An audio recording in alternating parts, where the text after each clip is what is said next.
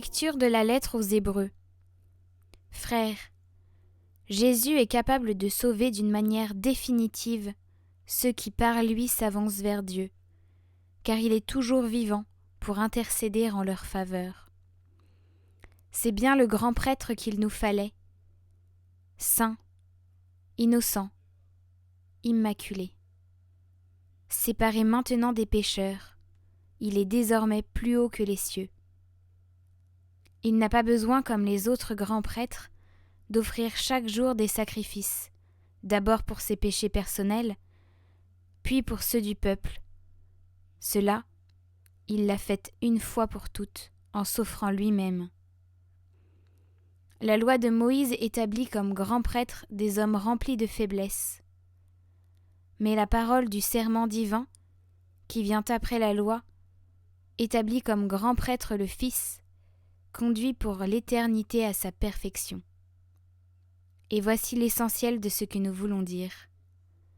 C'est bien ce grand prêtre-là que nous avons, lui qui s'est assis à la droite de la majesté divine dans les cieux, après avoir accompli le service du véritable sanctuaire et de la véritable tente, celle qui a été dressée par le Seigneur et non par un homme. Tout grand prêtre est établi pour offrir des dons et des sacrifices.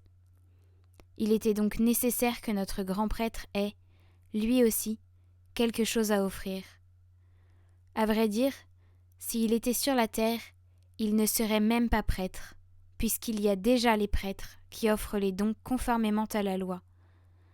Ceux-ci rendent leur culte dans un sanctuaire, qui est une image et une ébauche des réalités célestes, comme en témoigne l'oracle reçu par Moïse au moment où il allait construire la tente.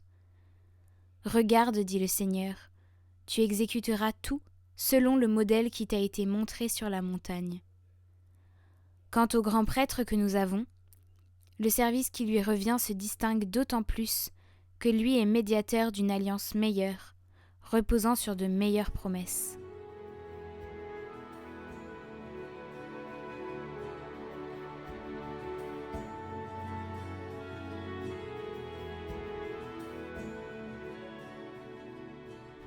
Me voici, Seigneur, je viens faire ta volonté.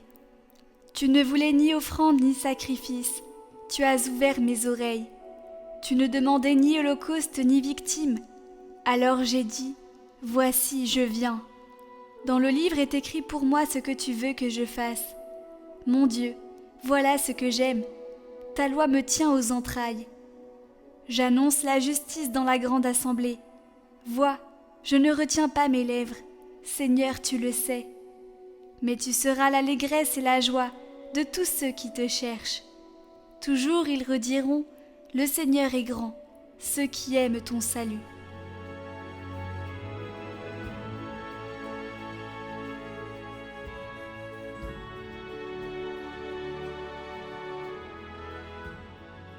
Évangile de Jésus-Christ selon saint Marc. En ce temps-là, Jésus se retira avec ses disciples près de la mer, et une grande multitude de gens, venus de la Galilée, le suivirent. De Judée, de Jérusalem, d'Idumée, de Transjordanie, et de la région de Tyr et de Sidon, vinrent aussi à lui une multitude de gens qui avaient entendu parler de ce qu'il faisait. Il dit à ses disciples de tenir une barque à sa disposition pour que la foule ne l'écrase pas, car il avait fait beaucoup de guérisons, si bien que tous ceux qui souffraient de quelque mal se précipitaient sur lui pour le toucher. Et lorsque les esprits impurs le voyaient, ils se jetaient à ses pieds et criaient « Toi, tu es le Fils de Dieu !» Mais il leur défendait vivement de le faire connaître.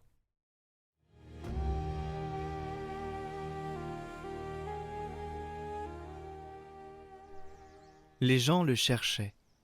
Les gens avaient les yeux fixés sur lui. Et il avait les yeux fixés sur les gens. C'est là la particularité du regard de Jésus. Jésus n'agrège pas les gens. Il regarde tout le monde. Il nous regarde tous. Mais il regarde chacun d'entre nous. Il regarde nos grands problèmes ou nos grandes joies. Et il regarde aussi les petites choses qui nous concernent. parce qu'il est proche. Mais n'ayons pas peur, courons sur cette route. Mais gardons toujours notre regard fixé sur Jésus. Et nous aurons cette belle surprise. Jésus, lui-même, a fixé son regard sur moi. Au matin, la pierre est roulée sur la terre. Un jour nouveau s'est levé. Qui cherchez-vous parmi les morts?